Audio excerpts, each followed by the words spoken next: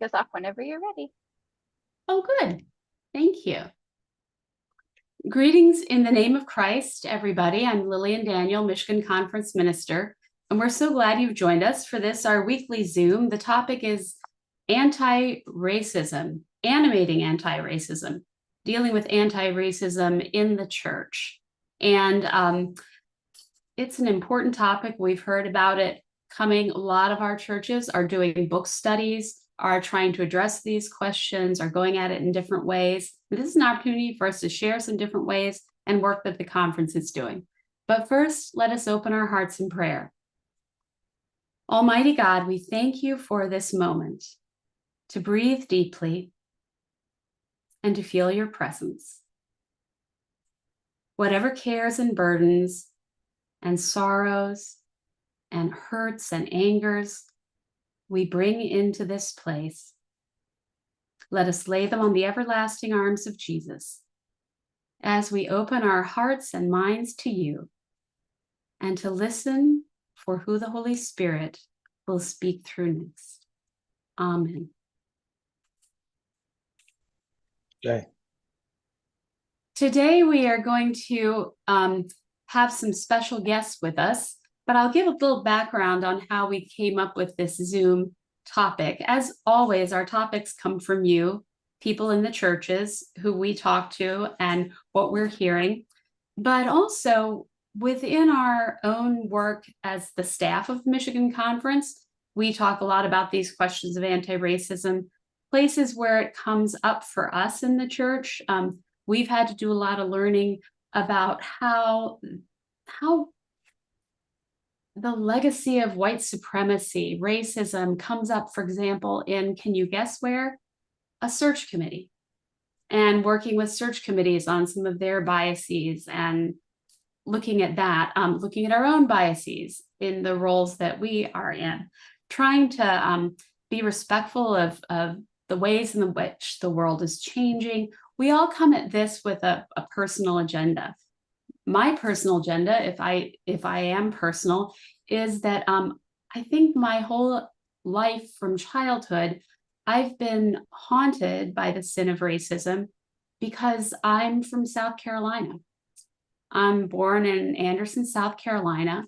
My mother's maiden name, last name was Calhoun, descended from the John C. Calhoun, the vice president who seceded from the Union and caused all kinds of horrors, and was a huge supporter of slavery. But my upbringing was such that he was perceived as a hero and that we were proud to be related to somebody so important, a vice president. And then as a child, you learn and you question these things. And, we're all haunted by the experiences of our past, not even our own past, but I think by our ancestors. And that is something that I carry with me into this work. And I always just sort of like put it up there and own it. And it was interesting that later when the conversations began about taking down statues or changing the names of things that were named after the Calhoun, I was all for it. But many of my family members weren't. And, these are the vestiges, the pain. I think of a early learning I had. So I was from South Carolina. I ended up settling in my church life in New England. And I was so inspired by the stories of historic firsts in the UCC. I love the story of the Amistad. When I was a new minister, that movie was coming out. There was so much publicity. We built a replica of that ship in Connecticut. It was just an exciting time. And I think I fell into the trap that a lot of people do of thinking racism is something they do down south.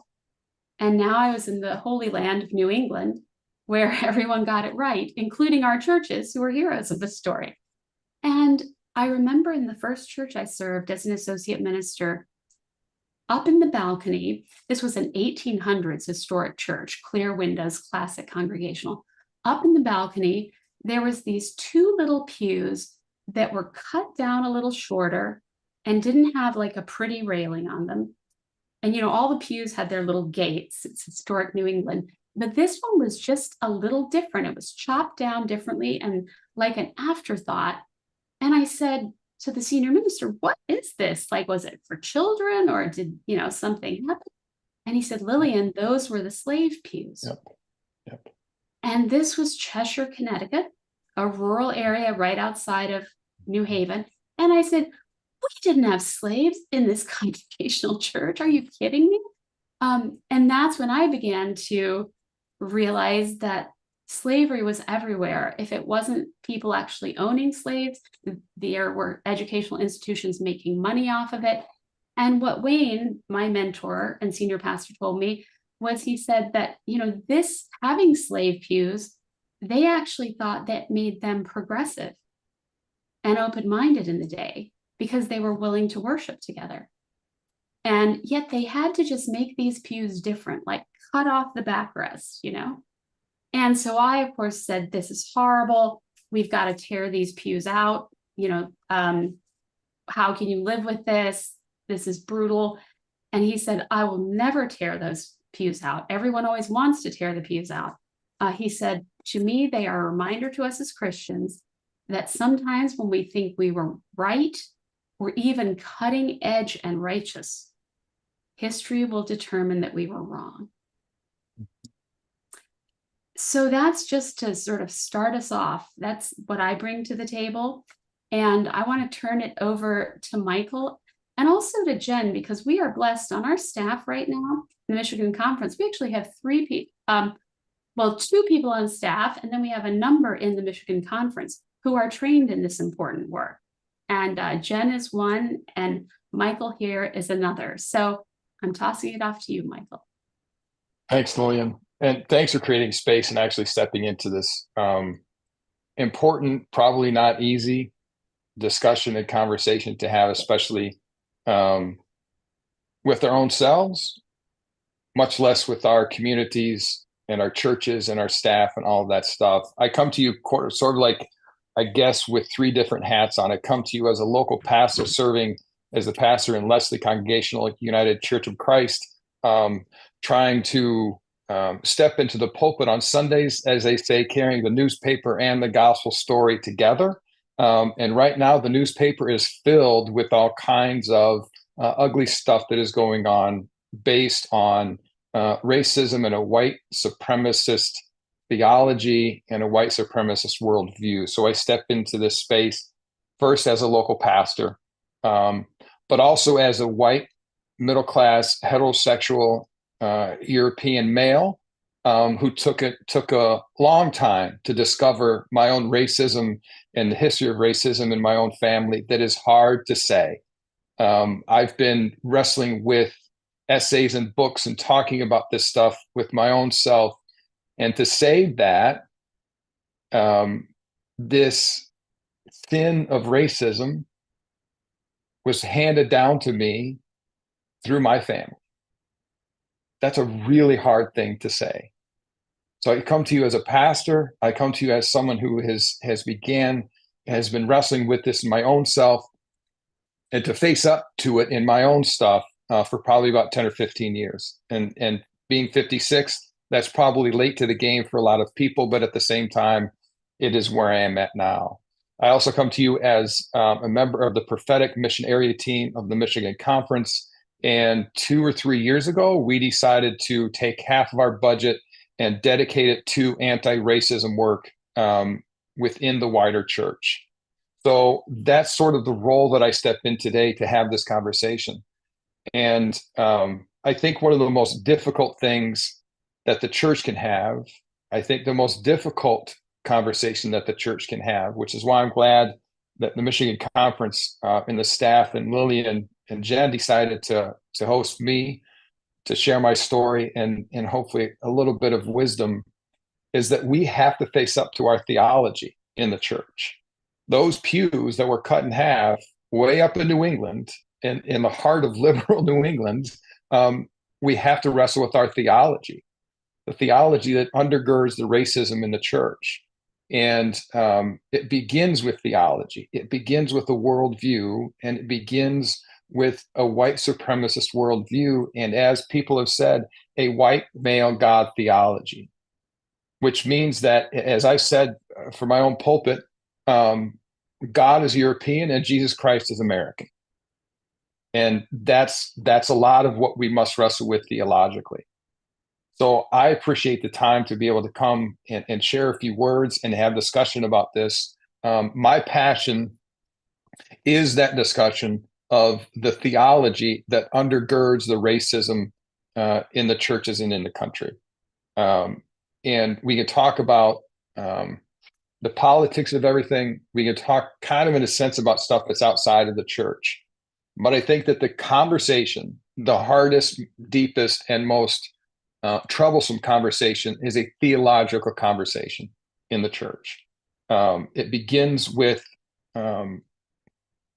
it's hard in these conversations to put a comma or a rabbit hole, but it starts with the doctrine of discovery that basically said the church has the right to land wherever it may find it, and the indigenous people, inhabitants of that land, don't belong.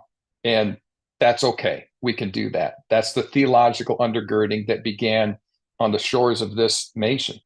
And that's what we have to wrestle with. Our history, our own personal history, in our families and in our societies and our cultures, but as well as the history in the church, and to talk and to speak away from a white male God theology. And I'll just end with this, that I think for me, that means that all kinds of different interpretations of the gospel story, all kinds of theological points of view, and all kinds of theological lenses. And one of the most powerful theological lenses that I've found to help me not perpetuate anywhere near white male God theology is womanist theology, which is, in my understanding, other people have a different understanding, or probably broader, but it's Black liberation theology from a Black woman's point of view, or womanist theology. That's where I've been able to really stretch myself to understand the theology and a different lens, understanding how we interpret the gospel story. And so I've been wrestling with some things, and the most dangerous thing you can do is give a preacher a microphone and a clock. So I'll put my preacher microphone away and turn it back over, and let's have some talk.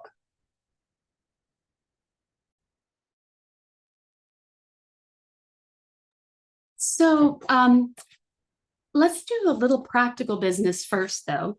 I know that you and Jen and Pastor EJ, who cannot be with us today because Right. not only does she have COVID, but her kid has COVID. And everybody get your vaccinations. They're available, and I had mine, and it didn't hurt too bad. So, but anyway, they are missing. But I know that you all have been trained and developed a course that was designed to take out to churches, to people of all ages, right, including youth, and to be sort of a starter for groups that want to pursue this. Tell us a little bit about that program and what it was like to participate in it and what it offers. So I think the best way that I can describe it is how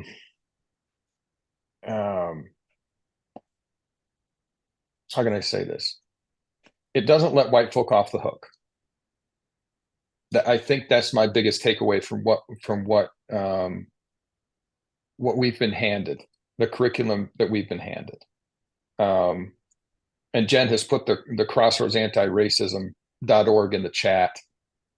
And that's the group that came up with the curriculum that we are using and developing. And I'm part of a cohort team that's going to teach the Michigan Conference staff and some folks from PIMAT beginning on Friday. I think that, to me, that's my biggest takeaway from that content that was developed, was that to have courageous conversation. And I even wrestle with this with a couple of the cohorts, is this idea of safe space.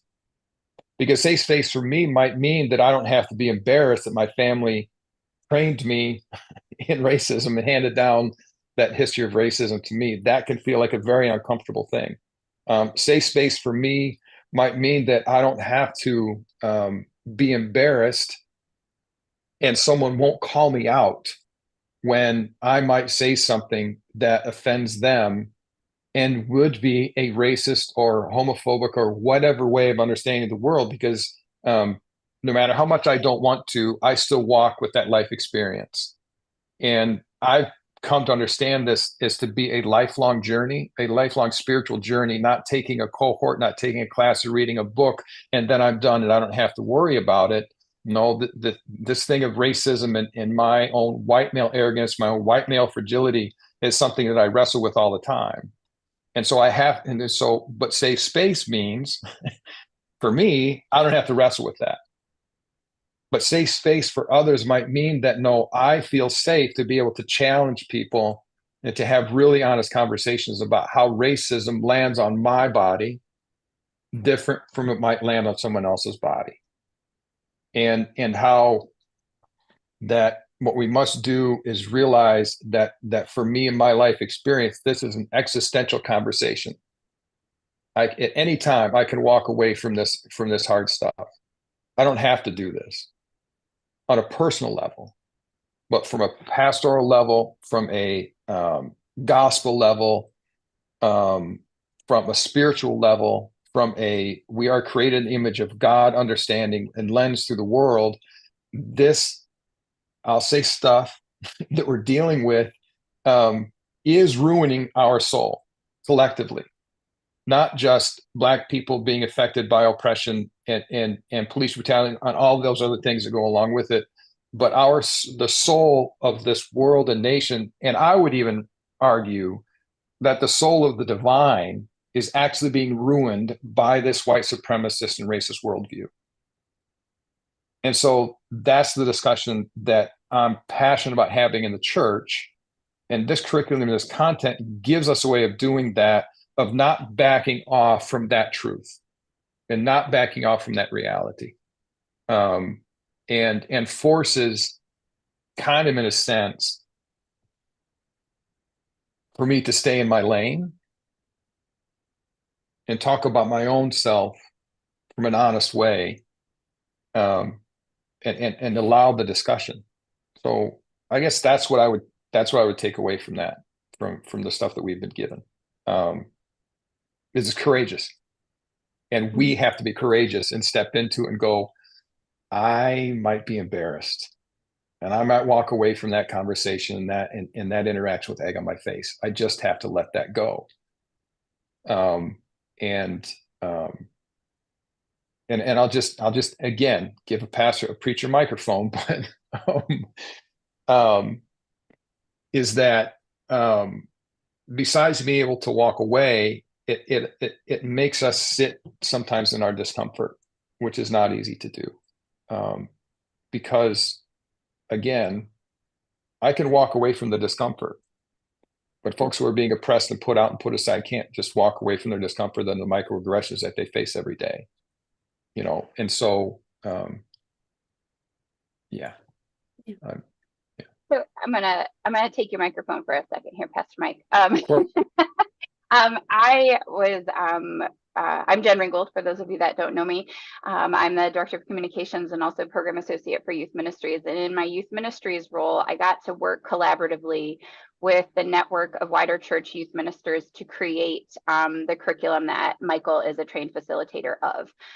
Michael and EJ both volunteered when we sent out the ask of people who were interested in starting these online cohorts and working with Crossroads. And we're super lucky that we have two of them in Michigan. The original intent of the curriculum itself was to be designed for faith formation and to really be able to root people who are forming faith, which is every single one of us on this Zoom and watching the video. We all form faith in our ministries, and to be accessible and affordable and relevant to the work of the United Church of Christ. And so Crossroads did a beautiful job collaborating with the network of wider church youth ministries to do just that. And so in addition to the fact that we need to do this work, and there's a lot of entry points for churches to be doing anti-racism work, this particular curriculum was designed specifically for the United Church of Christ.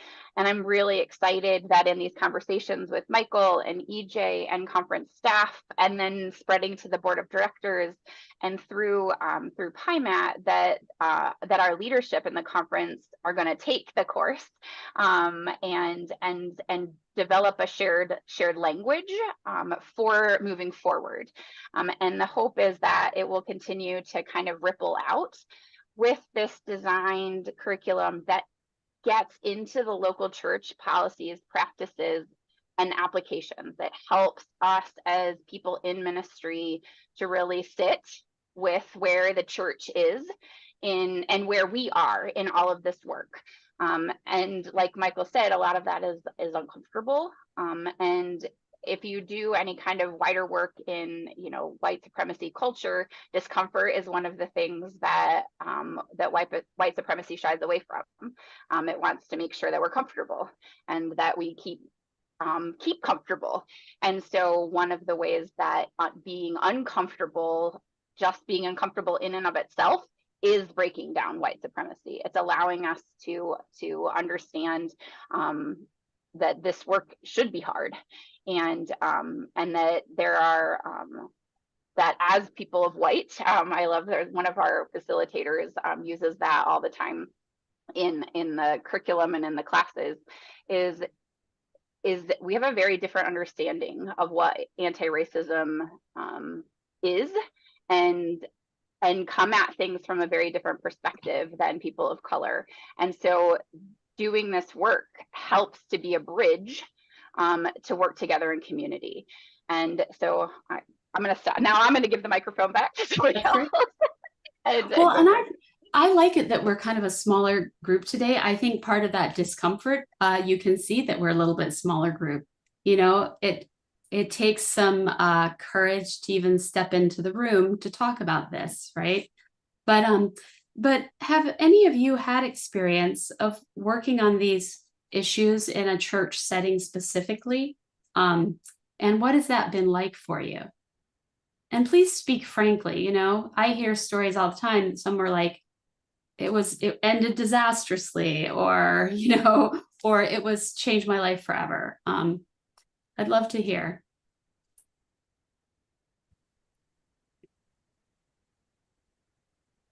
I'll be brave. Go first. So I've only been here 7 years, and this is my first pastorate. So late to the game, loving the job.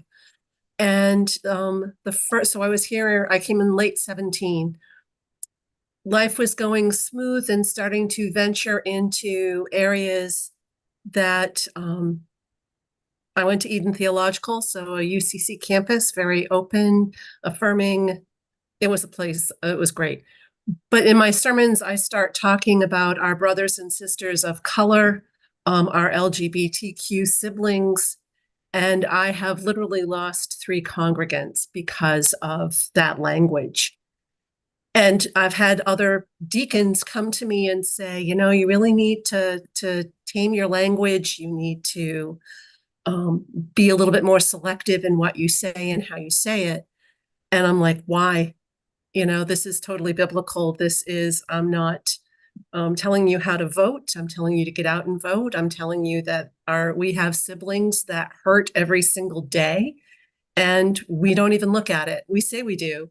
We say we do. We say we're good and kind, but when it comes down to brass tacks, as we say in New England, it doesn't happen. That kind of deal. So congregationally, I guess where I'm getting to is where the discomfort has been, and I am willing to sit in the discomfort with my congregation and say, no, I will talk about all of us.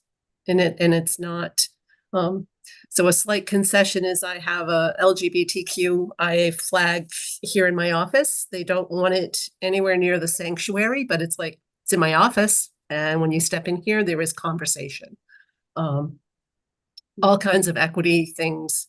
And I still have a lot to learn. And I realize that, and I'm willing to step into those places with my congregation. But I take lessons from my once 3-year-old of why. Why does this make you uncomfortable? Why can't we talk about this? Why? Why? You know, the favorite 3-year-old word. I hold on to it. So that's one of the places of tension that we're experiencing up here. And I gracefully and gratefully walk into it, knowing that it's a big mud puddle that we all have to go into. So, or we should go into. We don't have to, but we should. How about others? And if it's not the church, maybe you've had experience in like the corporate world in some training or something like that.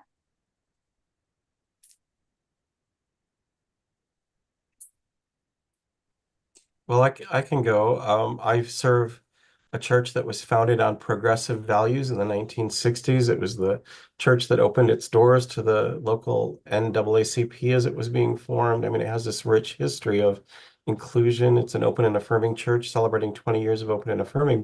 And I've led various book studies and UCC studies on anti-racism. I think the issue for me sometimes is in a very progressive liberal white environment, we think that we've already arrived, that we aren't racist because we have Black friends or whatever. So, I mean, I think that's the challenge for us, is to recognize that we still have a lot of racist beliefs embedded in our psyche. Yeah. Yeah.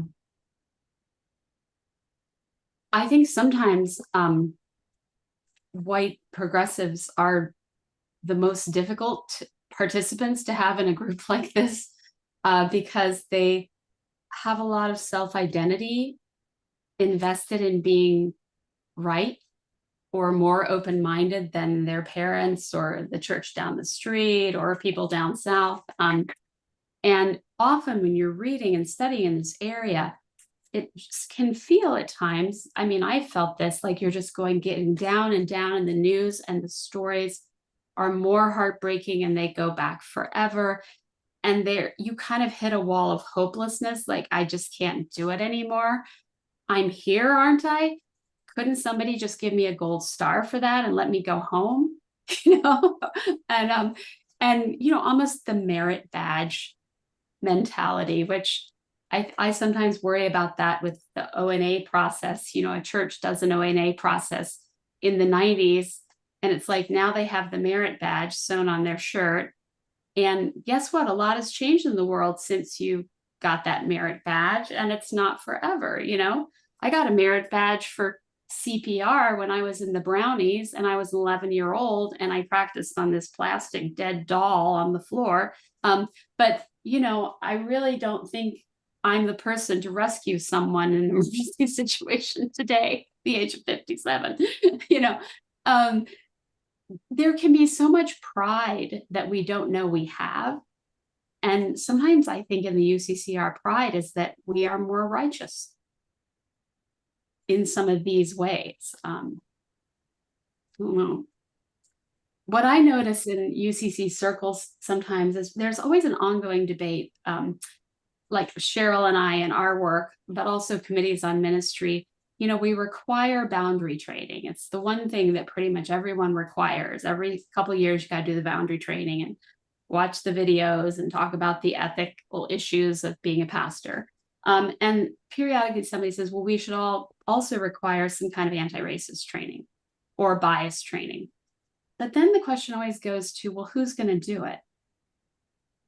You know, or where? And it's such a burgeoning field. I mean, in the corporate world, DEI equity work, there's major differences of philosophy among academics about what constitutes good training. There's some people who say, you know, a short-term training is almost misleading because then you think you're done.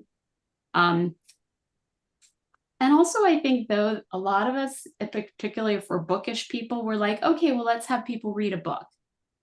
Or you can check off that competency by saying, I read Ta-Nehisi Coates' book, check, you know.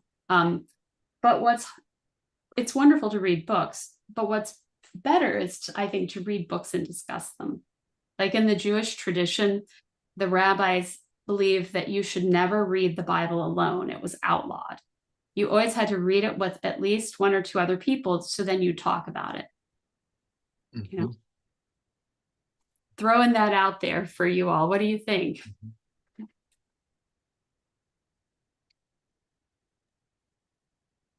It seems to me that that's the biggest emotional spiritual shift is, and from my own experience, right? Like I can safely say that I don't like the Ku Klux Klan.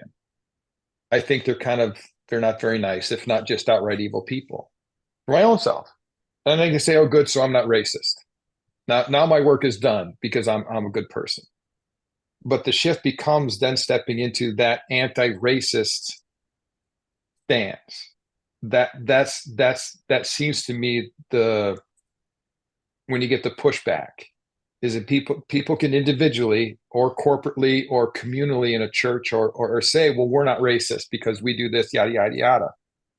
And now it's like, but to actually not be racist is to take the step further and engage in anti-racism work, because otherwise the system just continues to thrive and regrow and reinvent itself in different ways. Yeah, exactly, Jen. Ooh. Sharing one of the slides. This was a quote that EJ chose and was hoping to be able to share with you all. But just a beautiful quote about the fact that this work doesn't stop, and just because you're doing the work of anti-racism doesn't mean that you have to pretend to be free of racism. Like it exists. It's lots of trainings, and we'll say it's in the air we breathe, and it's just part of, because it's part of almost every system and institution, including the church that we're a part of. And so just a beautiful quote to share. Because, and I do think in that the merit badge conversation, I do think this is not ever work that we arrive. Right? This is we're constantly learning and it needs to be a complete and utter journey of both self and organizational work. So give us some concrete examples that you all have learned through your training about what it looks like to be an anti-racist in like everyday life. So, if the KKK shows up, we're all going to be mad about that. But give us a sort of some of the day-to-day things that we might not have thought of that would make a difference between somebody who is personally appalled by something versus somebody who's trying to be anti-racist. Me personally, is that? Yeah. Or anybody, Yeah.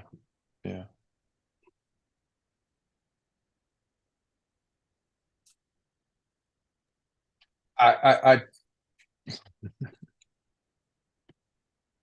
as a preacher and pastor who steps into the pulpit on Sunday mornings, for me, I was called into this through preaching. And I think that's where I feel the most impact is on Sunday mornings. And to present the gospel story, first of all, from multiple interpretations, womanist interpretations, the First Nations version of the gospel story, inclusive language. I never call God he. I refer to them as they more often than not. I lift up she. And I'm not trying to set myself on a pedestal, but it's the fact of that as a pastor and preacher is presenting things in an expansive way and an expansive reading and understanding of the gospel story. Because then we might be able to see every single human being as an image bearer of the divine. And each person as a carrier of the divine spark. And I think if we can get to that place, then we begin to honor it in others.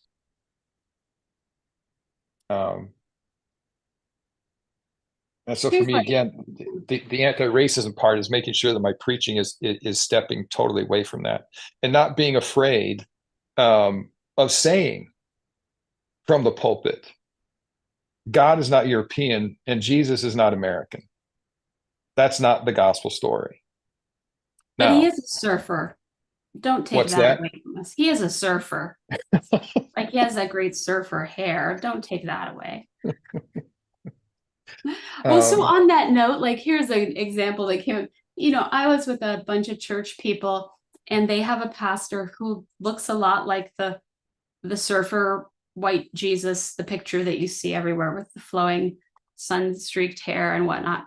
And they said, we love our pastor. And plus he's just so handsome. And he looks just like Jesus. And I said, yes, if Jesus were Dutch, because it was like, yes, he does look like that picture on the wall, but he probably looks very little like Jesus. But also just, and this guy himself would never capitalize on that and didn't care for the comment, himself. But the ways in which even a search committee, for example, will give benefit to somebody literally who they think looks like Jesus, including being a guy, to me, that's an example. And in the books I've read on anti-racism and stuff, it's the anti-racist part is to actually say something to that, as opposed to leave the meeting and say, oh, you won't believe what these goofy people said. We all know that's not what Jesus looks like, but to actually say something in the room, but not to say, follow it up with, by the way, you're racist, but just like just a reminder, like Jesus didn't look like that. I feel like, Well, oops, go ahead. yeah, go ahead, Cheryl, please. I was just going to say, I feel like my life shifted significantly when we started attending St. Stephen's Community Church, predominantly African-American congregation. Just feeling the difference in worship and starting to understand over a long amount of time some of the joy and gratefulness of just being alive today just came through like every Sunday. And I was like, that's really interesting because I don't hear that in the other churches that I've been in, right? And so, and they have a great communion table / altar communion table that has a picture of the Last Supper with all African-American characters. So that's what we see every Sunday. And I don't know, I just feel like, I don't know how we do this without developing relationships and immersing ourselves in different cultures than our own. And visiting once or twice would not have done this for me. Right. It has to be like an ongoing commitment. And we always want them to come to us because we don't want that, we don't have to change then, right? When we go to their space, then we have to experience it the way they do it. And I don't even like the us and them, but that's just some thoughts. So the way that plays out, that's really helpful, Cheryl. And the way it plays out for me, like in my work with our churches, is I very seldom encounter outright racism. I mean, our people want to be good, right? And in fact, sometimes it's in wanting to do good in this area that they reveal some serious biases that come through. Like I can't tell you how many times when I visit a church, and I always meet with the lay people when I visit the church. I do meeting with them, tour the church, hear about things. And they always say, here's something you can do for us. Because I say, what can the conference do? We'd like to create a sister church relationship with a Black church. Can you make that happen? And I say, let's talk about what you mean by that. We have a handful of Black churches in the Michigan Conference. I want to say, is it 8 out of 144, right?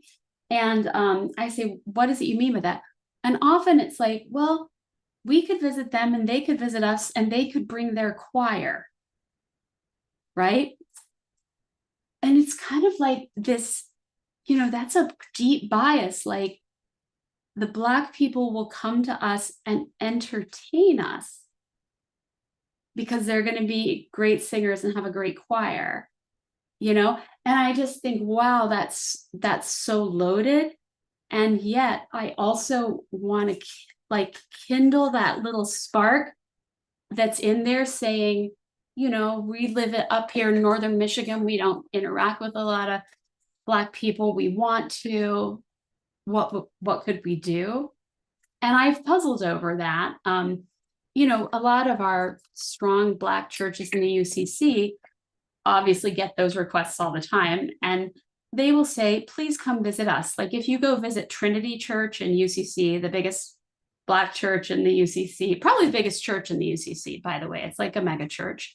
And they are unapologetically Christian, unapologetically Black. They have the best choirs ever, multiple. But if you go visit, and a lot of predominantly white churches from the Midwest will go and visit. I took my confirmation class there from Iowa, and they are so welcoming. They write down the name of your church. They announce that you're there. They send their Jumbotron camera and all your kids can wave. I mean, it's like, and people make a point of saying they're so happy that you could visit, etc. But part of that message is, yeah, and no, we don't have time to send our choir to all your churches. That's, but I wonder if any of you have had experiences like that, or the sister church, experience, and how it works. It was such a thing 20 years ago, or even more,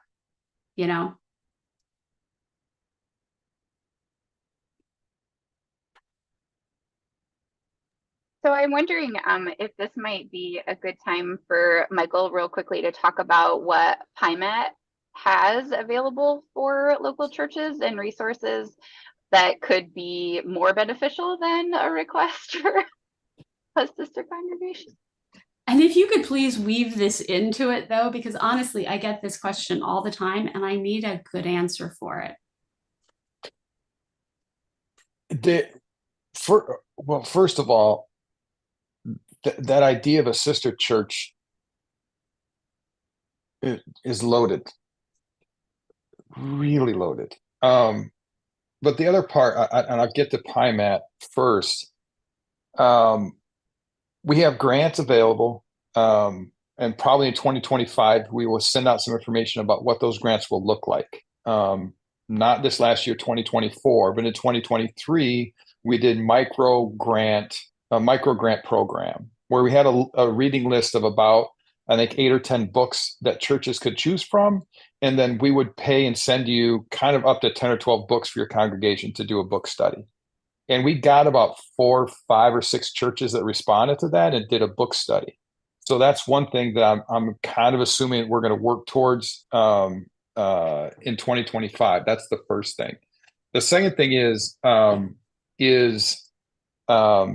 that's a really good question, Jen, and I appreciate you asking that question, because that's still developing what PIMAT can do to help the Michigan Conference, as well as the local churches move towards that anti-racism stance, kind of a move away from the spiritually comfortable space of I'm not racist, we're not racist, so our work is done.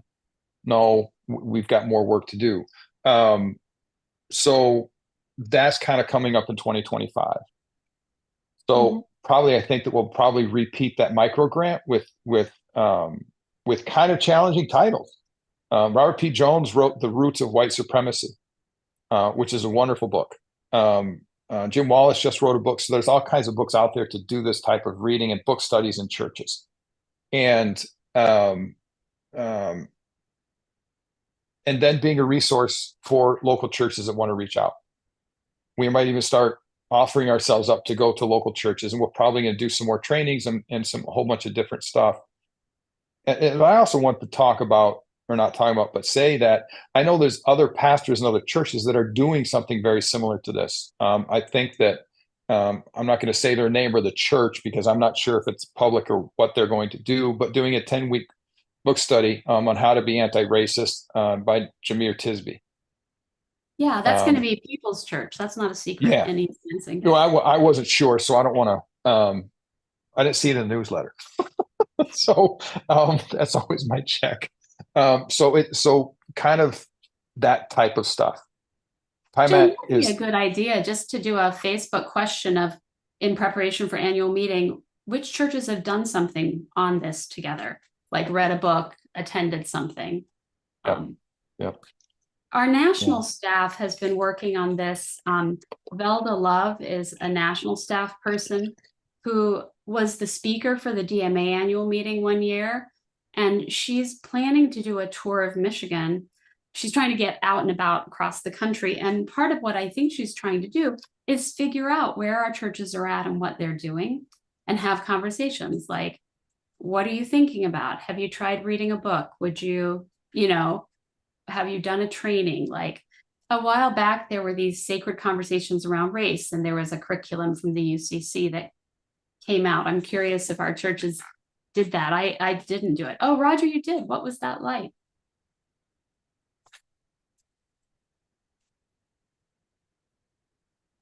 I don't know if there's much to say. It was a good curriculum. I mean, and we started with the introduction. I think it was at General Synod in Grand Rapids that year, and then took that to our local churches. Yeah, it was a good curriculum.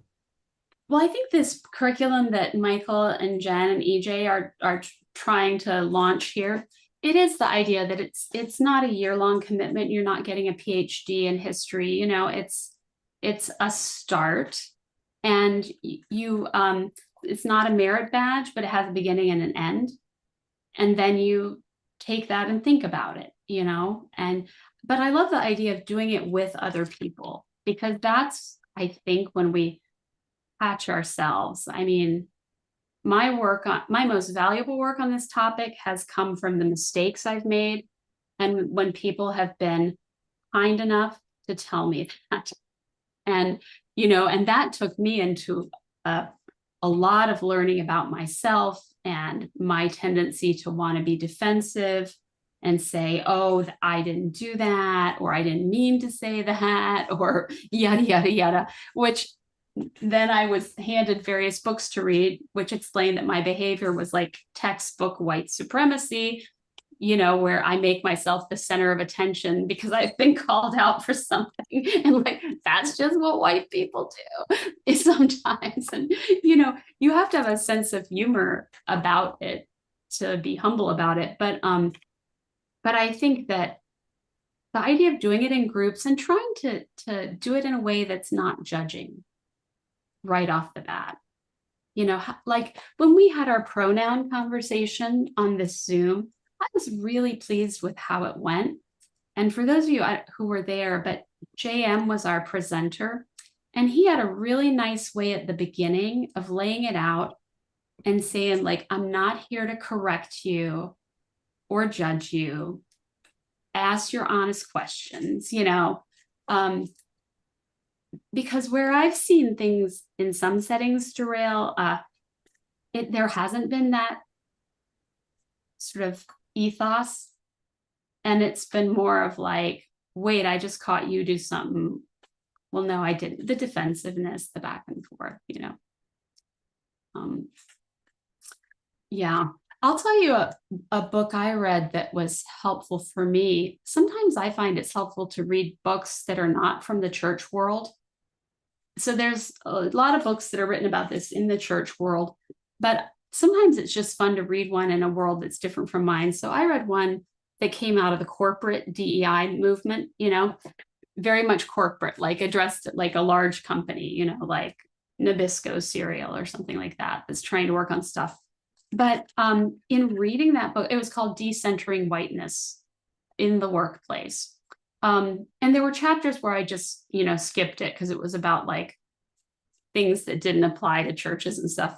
It was bigger organizations, but there was a lot of stuff in there that I hadn't thought of, and around assumptions around how people present, a lot about hiring and interviewing. and interpreting people's behavior around things. There was a lot about like Christmas parties, and in the church, it's an interesting world. Like we can assume that we can have Christmas parties, but does everyone at your church practice Christianity? And, creative ideas of giving people different holidays that they can use for personal spiritual care on the day they want it, things like that. But just also the ways in which, even in our process of how to apply and hire, there are so many things built in that don't jump out to me because I was raised to accept all this as normal, and are sort of like weeding people out before they even apply. Liz, I see you. Just kind of bouncing off of that corporate piece. Some of you know I was in corporate for many years with a pharmaceutical company at their home office. And I can say that one of the true benefits of that was because pharmaceutical companies contract with the US government for huge contracts, they're required to follow EEOC guidelines. So we had, and you can, whatever you think about EEOC, right? We were required to, or we would lose our contracts with the government. Now, what that means is that everyone, top to bottom, has to take a lot of training, just to what Lillian was describing, right? It's about how we behave, what we think, and really, ultimately for me, over the years, where I've landed is it's about relationships. And that was one of the benefits of working with a big company, is that you have relationships with folks who may not look like you, didn't come from your same background, don't even live in the same part of the country. And so I feel extremely blessed by that whole experience of having had that be, and again, cultures are really important. So if we're creating a culture, it's all about what we think in here and what we accept as normal behavior or don't. The other thing to add, I think, is relationally, and I can't see everybody's face, and I don't know everyone on this call, but it's challenging because a lot of times we as white folks try to have conversations about race without any persons of color in the room. And that is just, for me, it's discouraging. And yet some of the feedback I've heard is that, again, it's our responsibility as persons of color with our privilege to actually, as you're saying, reach out to folks and develop those relationships and try to learn unconsciously where we're repeating the dominant cultural behaviors in our language, in our conversation, in our behavior. So I am so excited about the work that the conference is doing on anti-racism with the board of directors and the staff, and also with the PIMAT Antiracism Task Force. And so I think we have a great opportunity now, and that the Spirit is speaking for us to move and grow in this area. I'm excited too. I feel like you can't try enough things, right? And Katie, I love your comment in the chat about doing personal work. And Katie, do you want to just say it? Yeah, actually, if everybody would just go down to the Wright Museum once in a while when the Black storytellers are telling stories, that's a great way to just engage and see how the other people work out and do things together. And as far as experiencing Black worship, you don't have to go. You go online and participate in one of their programs. Alfred Street Baptist Church has the greatest competition thing that they do once a year. And I've got my most staunchest Republican people watching that. And they say, when's the next one coming on? So it doesn't have to always be, it's something that you study. And it's just an experience at the Detroit Repertoire Theater. People need to know that it exists. It's in a lousy, it's all the way down there by the Black Madonna Church. It's down there, But sometimes just getting in the inner city and seeing the area, for one thing, to remember why all the white flight took place, and then getting there and watching the plays. And then when there's the inner, and you just go when there's halftime and you talk to each other and have a glass of wine. So I don't think it has to always be study. Absolutely. And I think it doesn't always have to be books that are nonfiction. I remember after George Floyd was murdered and we were still in lockdown and all of that, and people were just like wanting to do stuff. And I was sort of fascinated that there were all these book groups that said, we're going to form a book group, and for a year, we're only going to read fiction by Black authors telling stories about Black life in America.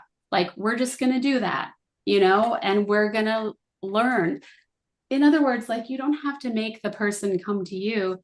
They've written books and literature and created movies and music and art, and we can do that. I think that's a great reminder, and taking a group to go visit our churches. By the way, there's also like, be curious in your own church settings around questions of white flight and learning your own history.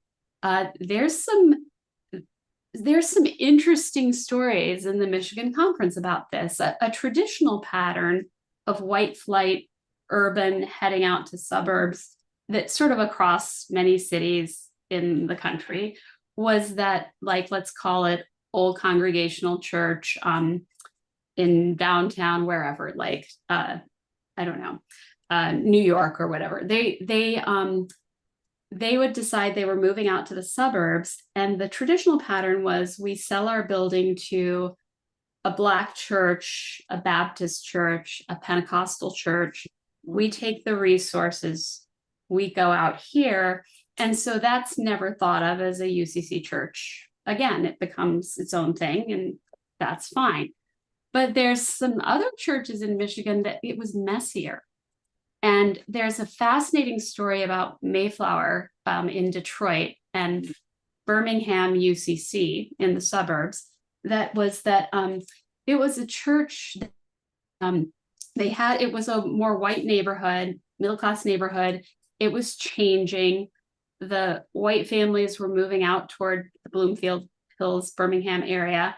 But the church had actually become interracial. They had a pastor there who had encouraged them. So they actually had an interracial congregation. And the leaders of the church kind of assumed that everyone would think this was a good idea and sell the building to a Baptist church and go out there. And the vote was very close. And it was won by the people who wanted to stay. And that was primarily the Black families who lived there. And so, as I understand the story, and I've heard this from the pastor of Mayflower, there was a state Supreme Court case about it. It went to court, it got like this, that the church that was leaving got to keep the money of an endowment that was there. And because it was an old Congregational church, and the people that were staying got to keep the building. And so with that money, they were in Birmingham briefly, then they built this beautiful campus out there. But like, that's a different story of white flight. And like, that they took the money even, and we don't talk about these stories a lot, but I think it's really healthy to do so. And to say, what does that mean, Yeah. And wouldn't it be fascinating, I'm speaking partner churches, to go back and say, like, to the church that lives in the building that my church used to own before we were in the suburbs, and say, how about we talk about our history together? Like, that's an organic relationship. But in many of these cases, nobody ever talks about it. They don't want to talk about it. Like the slave pews. Well, friends, this has been a meaningful conversation. Thank you. And there's so much more to say. I'd love to get deeper into, and I assume we will with some of these trainings that you do about which spaces are appropriate for white people to talk to each other, and when should you not, et cetera, et cetera. But I'm really glad. I feel like God brought the people who needed to be here today. And I really thank you for taking the time. And let us pray. Gracious God, we ask your blessing to send us on our way with open hearts, open to learn, open to the Holy Spirit, inspired by Jesus, who welcomed all tables and probably did not have blonde hair. Amen. Thank you all. Thank you all. Thank you. Yes. Oh, good. And Jen, can I keep you on for 1 sec?